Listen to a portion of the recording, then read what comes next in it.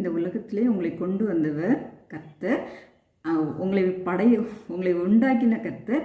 உங்களுடைய வாழ்க்கையை முழுவதும் கடைசி வரைக்கும் நீங்கள் பரலோகம் போய் சேரும் வரைக்கும் உங்களோட தான் உங்களை நடத்துவார்.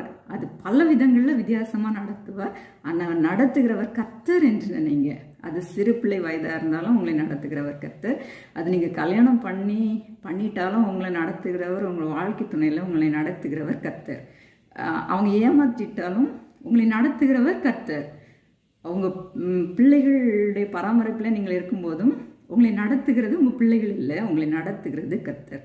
அதனால் எந்த சூழ்நிலைகளில் நீங்கள் ஏமாற்றப்பட்டாலும் அந்த ஏமாற்றத்தையே இல்லைன்னா அந்த மனிதர்கள் உங்களுக்கு ஏற்படுத்தின காயத்துக்குள்ளாலே நீங்கள் சிக்காமல் என்னை நடத்துகிறவர் கர்த்தர், இன்னும் என்னை நடத்துவார் அப்படின்ற நம்பிக்கைக்குள்ள வாங்க.